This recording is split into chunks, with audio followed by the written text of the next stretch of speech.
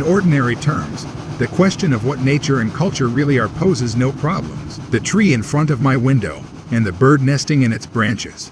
That's nature. The window through which I look at the tree, or the book which tells me what it is that I am seeing, those are not part of nature, but belong to the domain of the artificial, the man-made, in short, culture.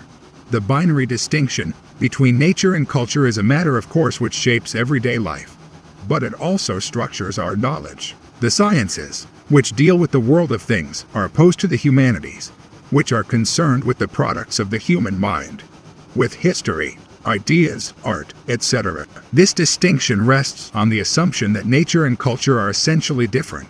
The two terms denote different ontological categories, ways of being or modes of existence which require distinctive forms of knowledge. A recurring theme in discussions about the Anthropocene is the idea that it puts an end to this distinction between nature and culture. If humankind has itself become a force of nature and is changing the Earth system in its entirety, then the distinction between nature and culture no longer makes sense. The Anthropocene, it is said, marks the end of nature. This idea is not new, however. For more than 30 years, scholars in the humanities and social sciences have been talking about the present as an age after nature. That the humanities have so eagerly seized upon the Anthropocene concept has much to do with the fact that it resonates with these older debates. At the same time, however, the Anthropocene compels us to reassess them from our present vantage point. In the talk about the end of nature, several lines of argument converge which rest on very different premises. One important strand is the post-structuralist notion that the very idea of nature is a paradox, a concept which denies its status as a concept, a linguistic sign purporting to denote that which exceeds the arbitrariness of language.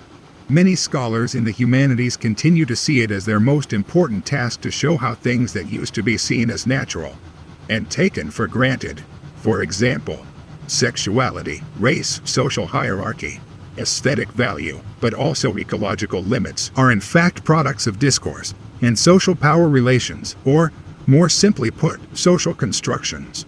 This form of critique is primarily directed against the old idea that nature furnishes norms for human behavior. For example, that gender roles are based on biological differences. Meanwhile, the project of protecting nature against the encroachments of society, which had fired up the environmentalist movement of the 1970s, turned out to be inadequate to the real complexity of the issues. As environmental protection policies were implemented, it became increasingly clear that they did not really protect nature as nature, but amounted to the management of processes in which the natural, the cultural, and the technical were hopelessly intertwined. In practice, environmental protection had little to do with pristine nature, and a whole lot to do with amphibian road tunnels, air quality standards, and certification guidelines for organic farming. What characterizes our era is thus not simply the disappearance of nature, but rather the proliferation of hybrids which subvert the categorical distinction between nature and culture.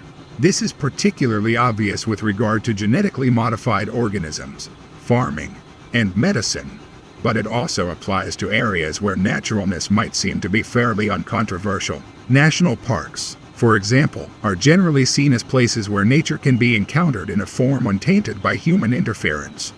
In fact, these are zones which are heavily regulated and screened off from changes in their surroundings, so as to maintain them in an idealized state. Here, nature is not that which spontaneously is what it is, but rather a kind of museum piece.